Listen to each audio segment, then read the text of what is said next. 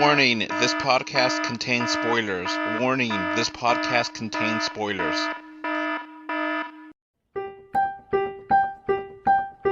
Let's go watch it in 2D. No, let's go watch it in 3D. But if we watch it in 3D, then is it worth the cost?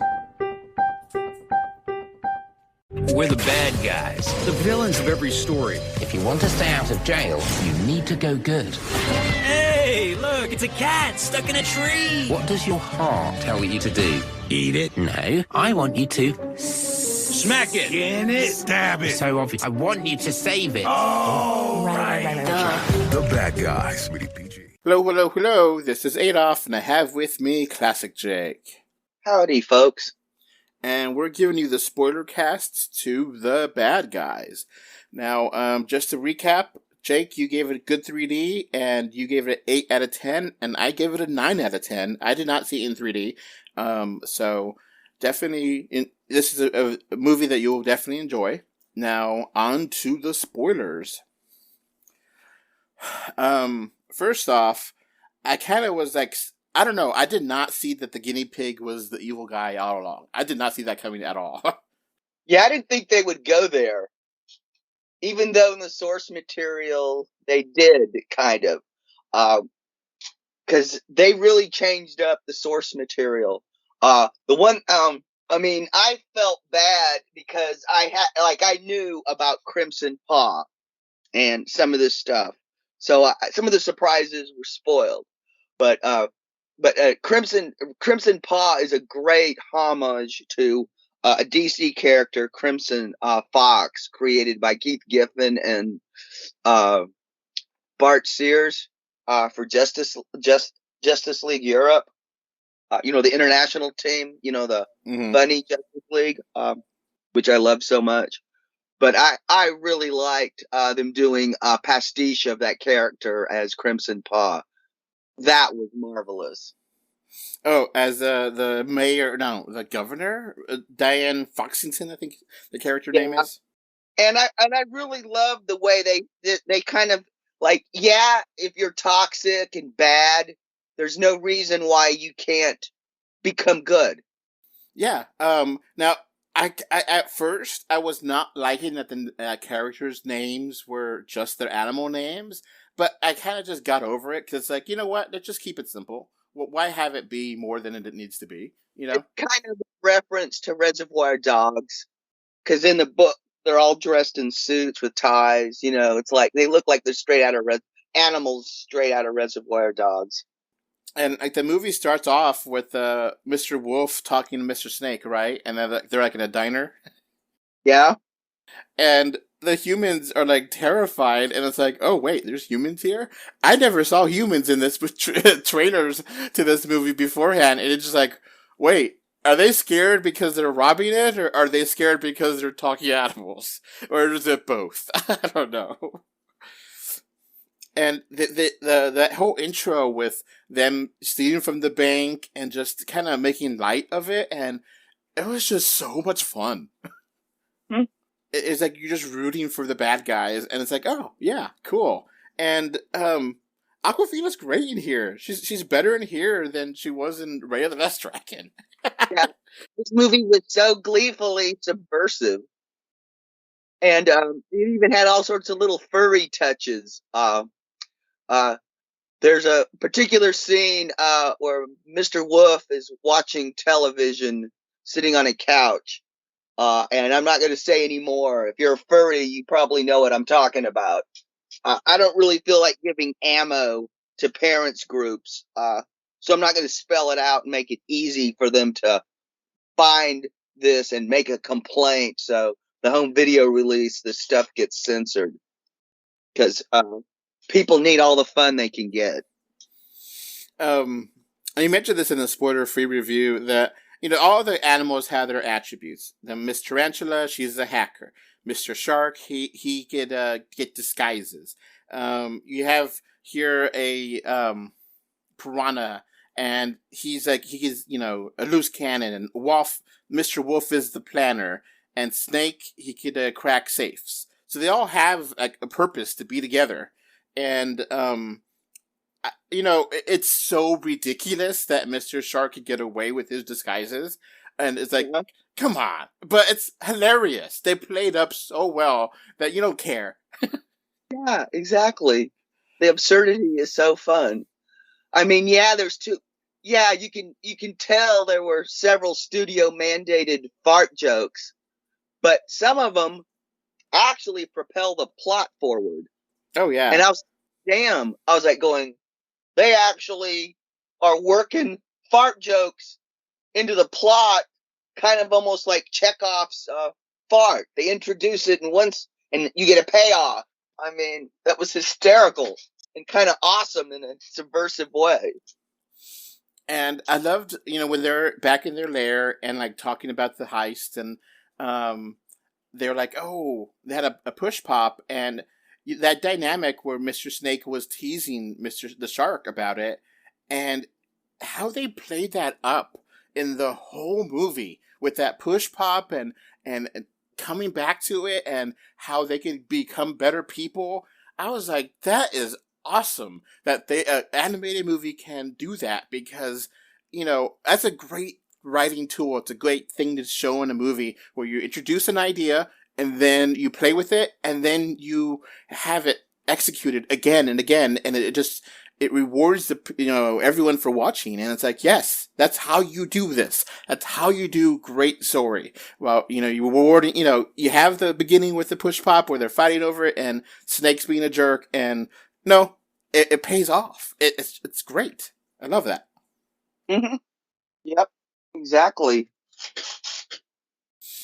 And they want to do their other heist, which is to get like the award, because they had like this big charity event, and they had a guinea pig that was getting money for everybody, and this big charity event, they also had like a reward for that guinea pig that was supposed to be the best person ever, Professor Rubert's, I forget the last name, but yeah, he was a guinea pig, and and then he wanted to steal that award, and that's going to be the ultimate insult to injury, that they can't catch him.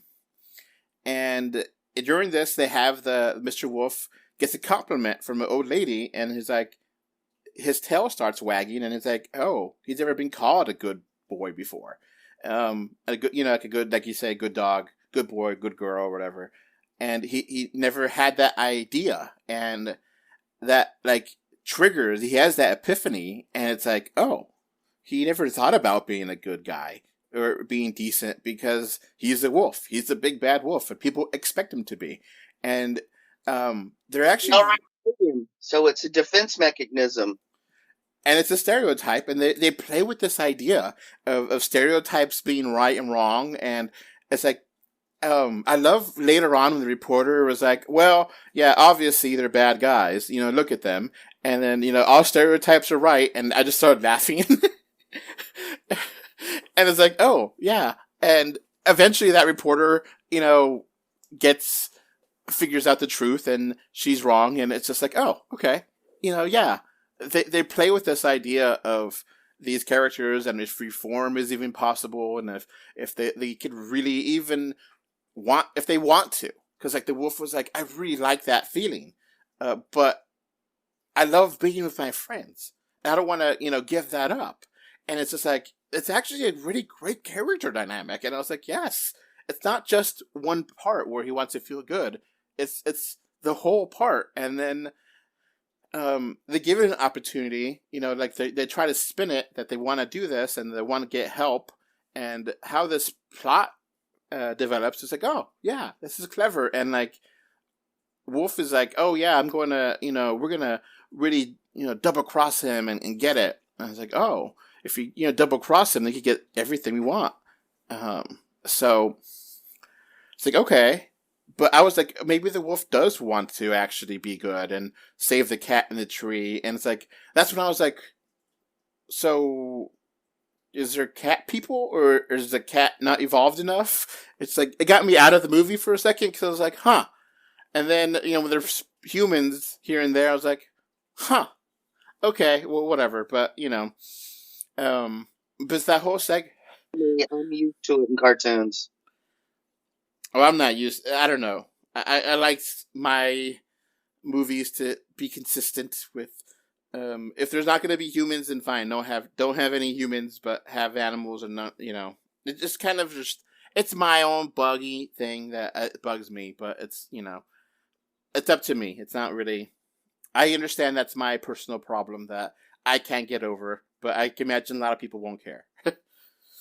But that whole scene with the shark, with the scaring the cat, was hilarious, and it was beautifully animated, Mm-hmm.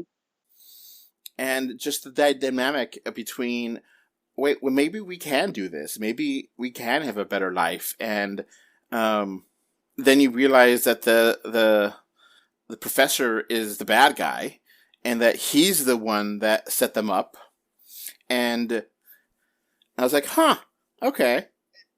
Yeah, and he manipulated them to be good so he could take advantage of them.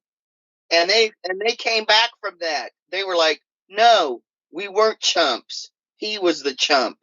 Being good, yeah, being good is right, and he's the bad guy, not us." But no one sees that. Exactly.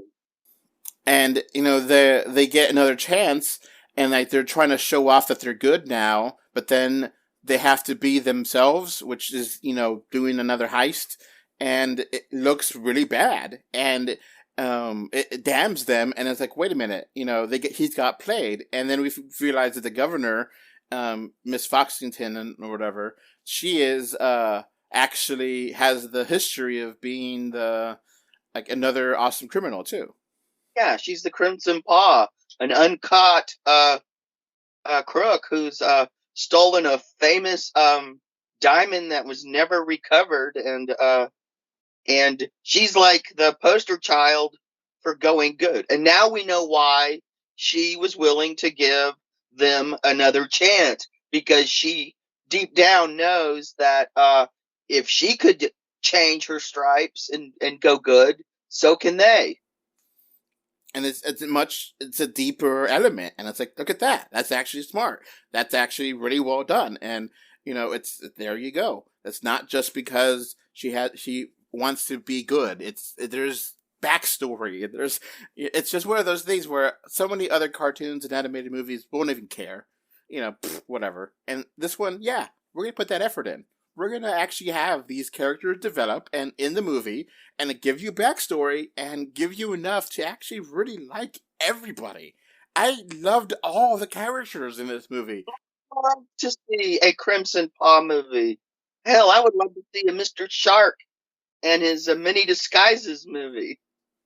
Yeah, and it's like it's not often that you see a semi new property. I mean, this is the first movie in this series. I don't remember there being another Bad Guys animated movie beforehand.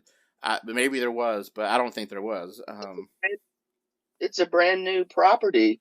It's never been on the screen before. I definitely want more of this.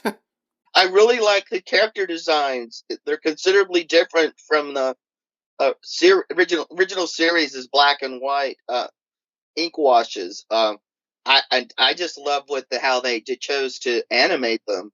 They were sleek and they're beautiful, and it's a new style.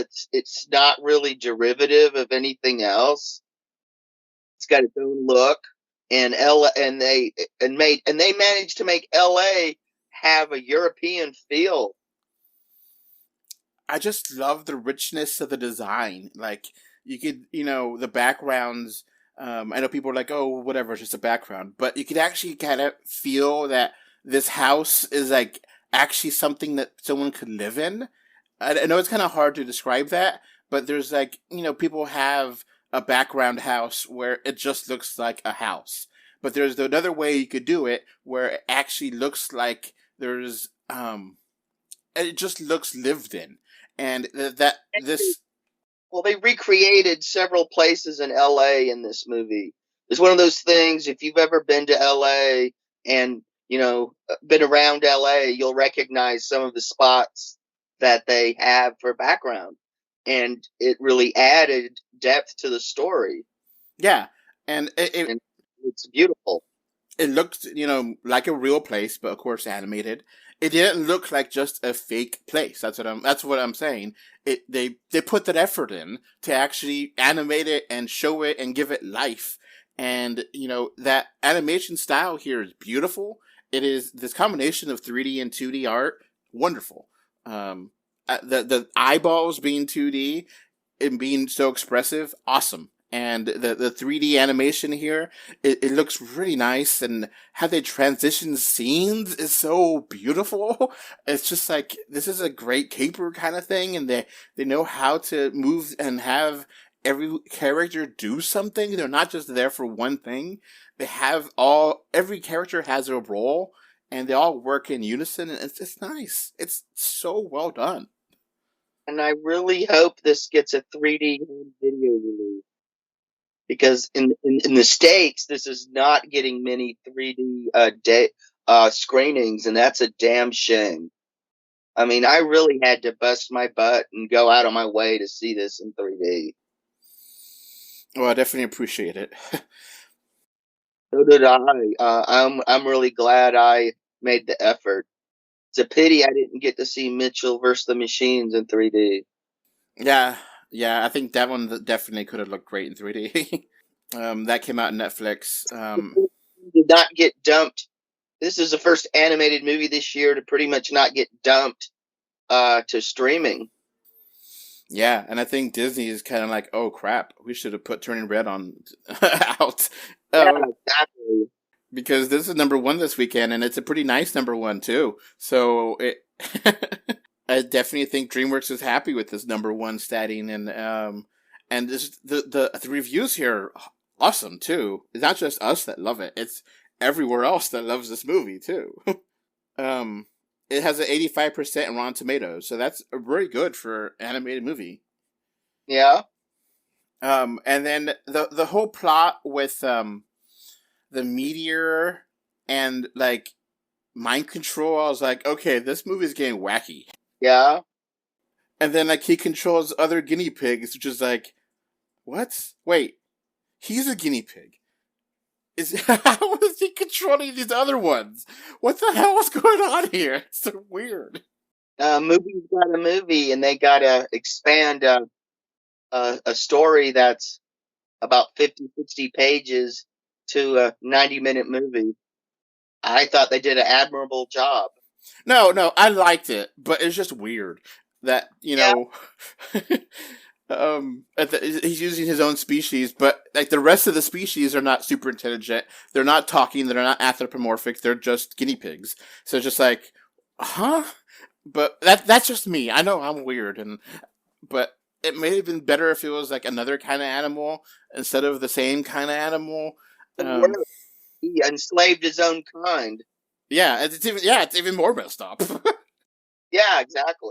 I mean, I would have a little more respect for him if he used cats and dogs and left his own people be.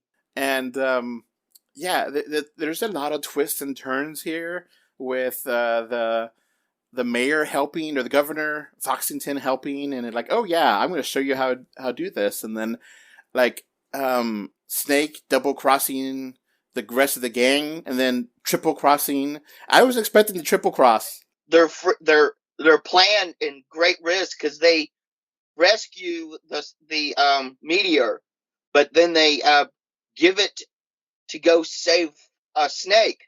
They decide, we got to save Snake. We don't care what people think of us. We've got to save Snake. And I thought that was a nice touch. Nice. Yeah, I love that sense of community and that brotherhood. And it's like, damn, they didn't need to. They were right there. They could have just ended the movie, but no, they decided to do even better story.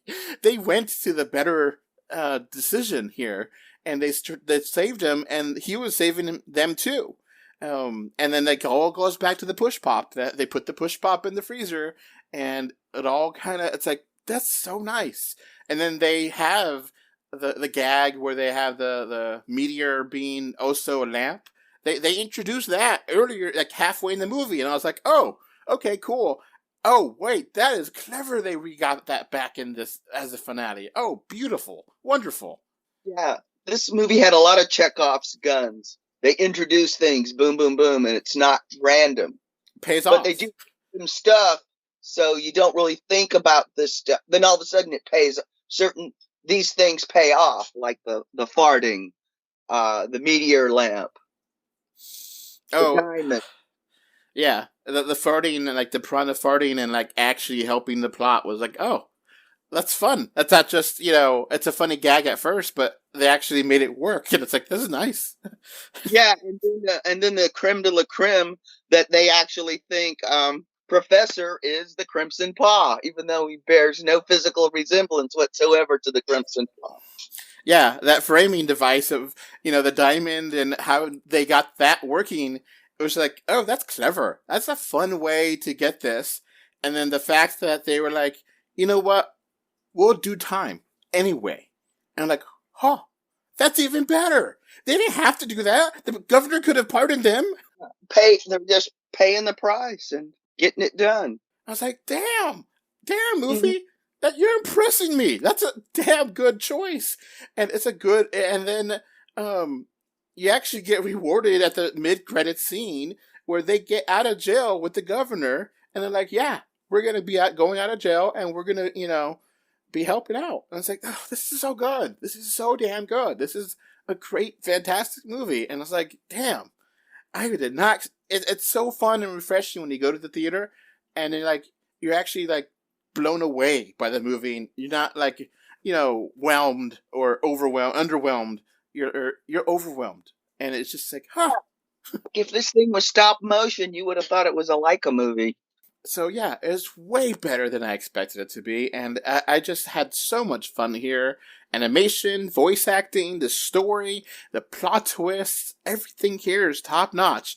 The only thing that I got to not give it a 10 was that my weird pet peeve of the animals and the humans and the other animals that are not anthropomorphic. It just, my mind doesn't like that. But I was on that edge of giving it, and it's like, no. That's just me, but, that's, sometimes you got your own quirks and that you can't get rid of, and you gotta admit, sometimes you're weird that way, and I admit it, I'm weird that way. That quirk is not gonna, just bothers the hell out of me, but I don't know, it's just me. You gotta give some props out to Aquafina as Miss Tarantula, aka Webbs. Mm-hmm. I thought her character, she's considerably changed from the book. Oh yeah? In the book it's Mr. Tarantula and known as Legs. And Mr. Shark is deadly scared of him. But Legs loves Shark and just likes to sit on his head all the time. I think Shark is kind of funny in the books. But this is just, I know we keep saying it, it's such a cool, fun, quirky, charming movie. And I don't think this is all just because we've been jonesing for months on end for a 3D movie, for an animated big screen adventure. This is just a breath of fresh air, and it's awesome, and I highly recommend checking it out. Yeah, I really love this movie, and it just works, and it's way better than it appears to be, and it's just like, damn, I'm happy. It's sometimes in the cynical, horrible world, it's you gotta just appreciate the stuff that makes you happy, and this makes me happy, and it just works. Mm-hmm. I love the dynamic also between the characters. Like you have, like you said, the push pop between the shark and the snake, that being a playful thing, and just having the dynamic with Foxington and also the web. That way it's like, oh, look, you can hack that. Oh, well, that whole dynamic there where they're like, oh, cool. At the end, when she was trying to hack the mind control device or whatever. Yeah. And Aquafina is great here. Like, she actually, the way that she was stressing sometimes, it's like, oh, it wasn't, the trope of a hacker is here, but you also get Well, it's not that easy to hack stuff. So I actually like that she struggled sometimes. Yep. So, yeah, I guess that's basically it for The Bad Guys. Definitely go watch it. If you haven't seen this movie and somehow you're all the way through this spoiler cast, go watch it. It's worth your time. It's fun. And it's beautiful, animated, great voice acting. It's the whole package. So. Yep.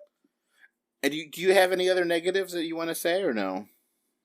No, I mean, the main reason I gave it an 8 instead of a 10 was I thought it ran long in some scenes. I thought some of the angles in the animation should have been better, more geared for 3D. Just little nitpick. There were just enough nitpicks for me to bring it down. But heck, the more you keep talking it up, the more I'm tempted to raise my score. But I think I'm going to still keep it at 8. I was debating going back between an 8 and 9 and 10, and it just like, I don't know. And I still so enjoyed it so much. And it's like, yeah, I'll watch it again. I'll definitely watch that again. And it's just fun. So. I'm having a 3D copy on disc. I really am. I'm hoping this gets a release somewhere. And I just love like you said, the cop. I love that cop. It's hilarious. And the reporter, just how many times she had to like go back and forth. And yeah, this kind of this has also a feel of, I don't know, I'm sure a lot of our listeners are familiar with Lupin the Third. This kind of has that kind of vibe too. All right, I guess it's going to be it for us. Thank you for listening. Have a great day. Bye. Bye. Okay, as this podcast wraps up, I want to thank my patrons. Thank you, Mr. Bengal 5, Kevin Winter, and Alex Folk for your financial support on patreon.com. Thanks for listening. You can find 3D or 2D on Facebook, Twitter, YouTube, Pinterest, Instagram, and more. Just look for 3D or 2D. Thank you for either listening or watching this podcast. Goodbye. Bye. Bye. Bye, everyone.